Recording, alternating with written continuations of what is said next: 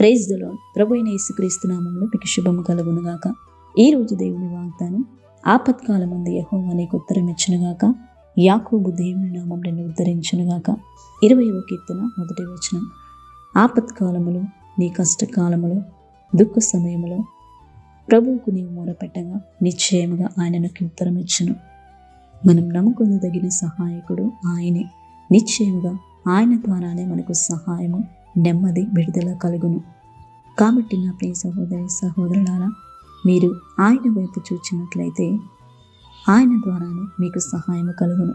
శ్రమ యందు ఓర్పును, ఓర్పు యందు పరీక్షను, పరీక్ష యందు నిరీక్షణ కలిగి ఉన్నట్లయితే ఈ నిరీక్షణ ఏనాడు మిమ్మల్ని సిగ్గుపరచదు. దేవుని యొక్క నామమే మీకు రక్షణ, బలమును, ధైర్యమును నిశ్చయంగా అనుగ్రహించును. ప్రార్థన. కృపా కనికరము కలిగిన గొప్ప తండ్రి, మహోన్నతమైన దేవ, మహాగణుడా, నీ పరిశుద్ధమైన నామాన్ని బట్టి నీకు స్తోత్రములు చెల్లిస్తున్నాం. మనుషులను నమ్ముకున్నట కంటే నిన్ను ఆశ్రయించట మేలు.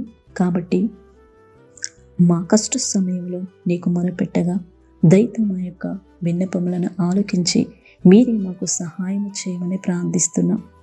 ఎంతమంది అయితే ఏ సమస్యలో ఉండి, ఇబ్బందులో ఉండి, ఇరుకులో ఉండి మొరపెట్టుకొనిచున్నారో దయతో వారి యొక్క ప్రార్థనను ఆలోకించి మీరే వారికి సహాయం దయచేసి ఆదుకొనమని, గొప్ప దేవునిగా, తండ్రివిగా, రాజుగా ఉండి మీరే కృప చూపి సహాయం దయచేయమని నజరేయుడైన యేసుక్రీస్తు నామములో ప్రార్థించి వేడుకుంటున్నాము తండ్రి.